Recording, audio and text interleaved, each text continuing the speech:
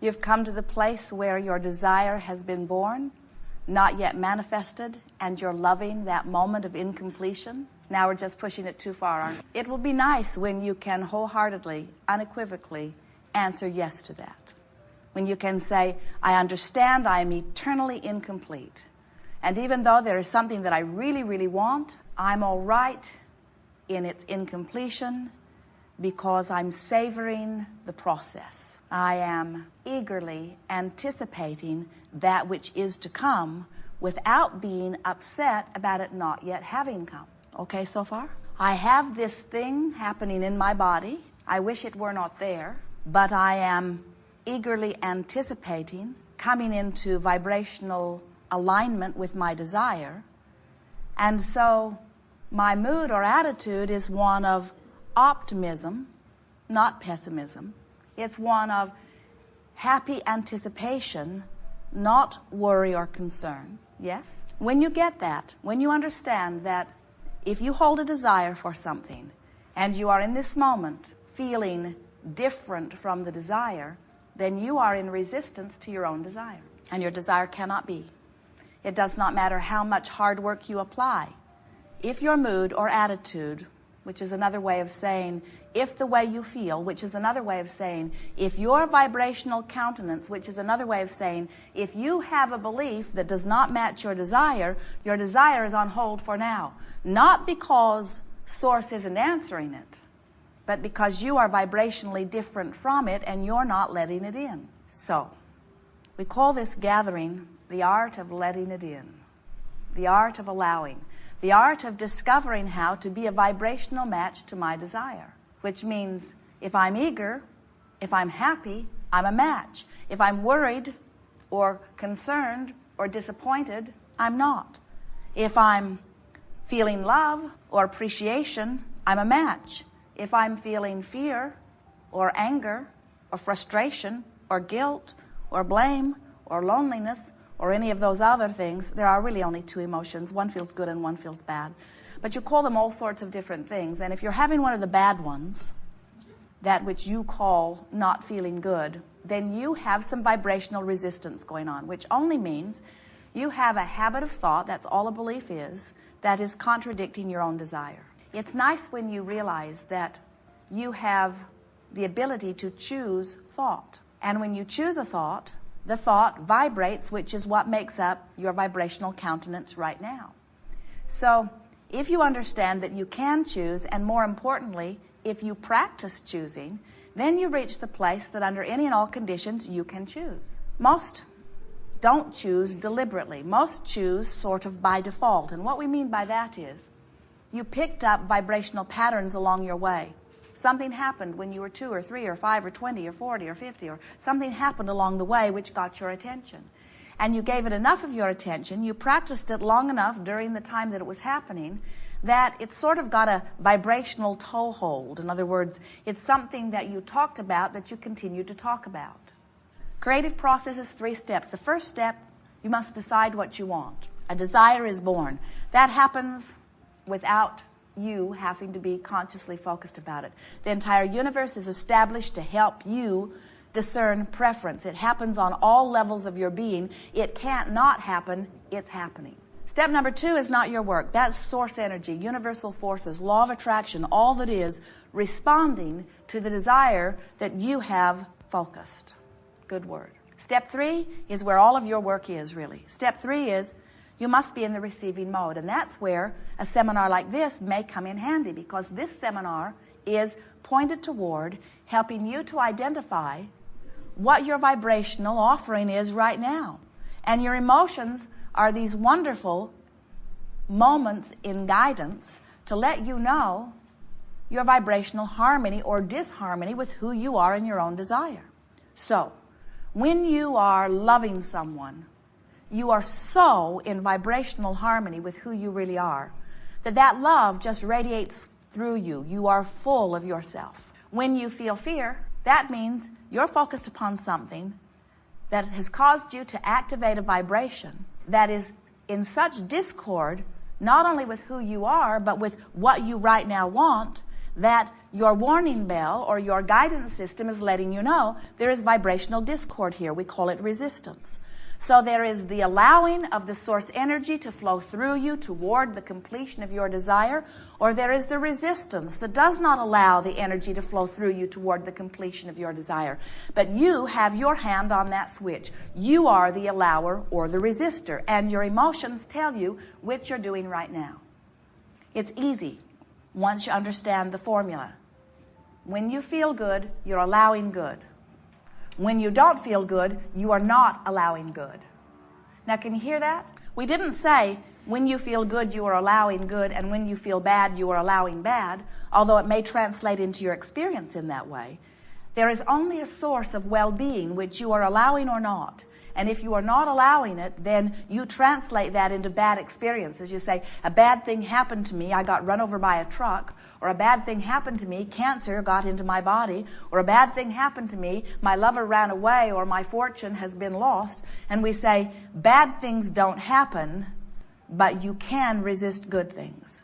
And sometimes you get into such habits of thinking the way others are thinking. In other words, as your nation or your city or your family goes through a crisis and focuses upon that crisis, can you imagine how much vibrational practicing you're doing in the middle of that crisis? And so what we are suggesting is that while there is a varied palette that you can choose from, and while there are certainly things that have happened and maybe even are happening that when they get your attention you don't feel good, you don't have to be stuck. You do not have to be stuck with those things.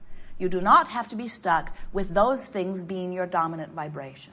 Dominant thought. It's a good way to approach this because that's what beliefs are. They're habits of thought that have been so practiced that they become dominant vibrations within you. So how do you know what your dominant vibrations are? Well, they have a lot of emotion around them. When you have a strong positive or negative emotion, in that moment, it is a powerful thought. It is a powerfully attracting thought. You have many dominant thoughts or dominant vibrations that are serving you enormously well. Look at the way you live. Look at your lifestyle. Look at your expectation. You're doing very well. But you have some thoughts that are not serving you, and those are the ones that we are wanting to help you to address. Sometimes we see you actually expecting your physical decline, anticipating that as you move through time, that there is nothing else for you to do. You've reached your point where you were increasing your vigor and increasing your stamina and increasing your physical beingness. And then you believe that you reach this point, and it's fun to listen to you because you all think it's at a different point in life. And then you reach that pinnacle, and then it's just this long slide down into decrepit death. And what we're wanting you to understand is that your vitality and your clarity and your physical prowess is about your vibrational allowing. It's about resisting or allowing, period.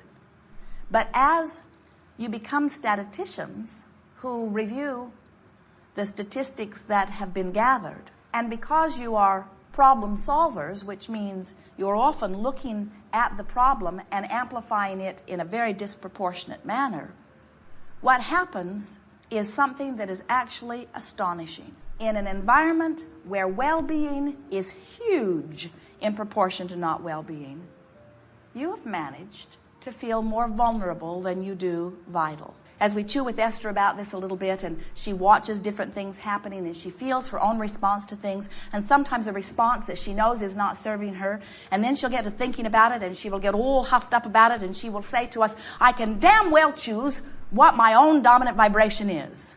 And we say, well, we would like it to feel a little more positive to you than that, but that's a good starting place. In other words, you're in stage one when you say, I'm going to choose how I vibrate.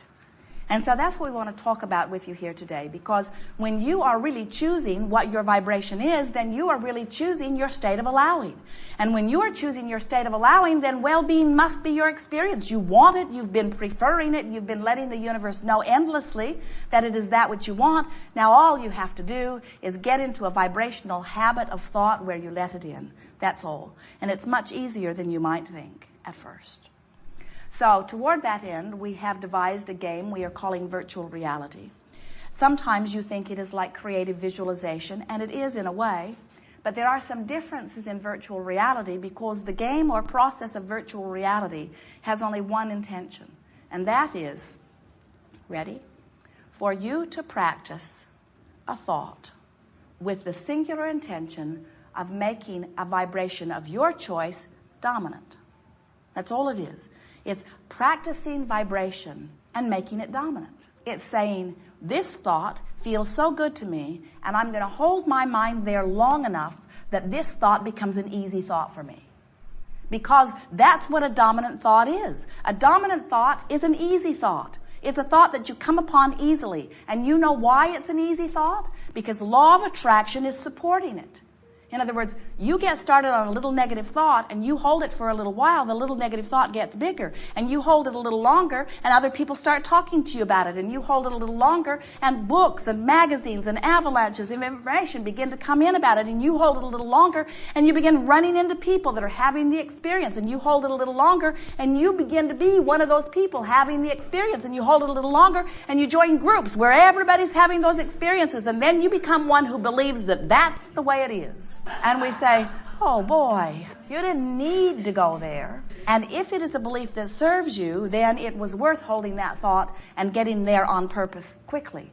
But if it is a thought that does not serve you, then wouldn't you just as soon not go there? So, virtual reality, you have a stance like a movie director where you are setting the scene. We would suggest that the first thing you do in this 30-second virtual reality is decide where it will be, what time of year it is, what time of day it is, what it feels like in the atmosphere around you, what your mood is, who else is there, doesn't have to be anybody, could be all alone, how they feel, and then a quick exchange between you. And what we notice is that as you set a scene and you pick a place you think you'd like to be or you know you'd like to be, and you make it the time of year that feels the very best to you, and you make it the time of day that feels the very best to you, that will conjure a mood within you. You'll feel the mood begin to bubble.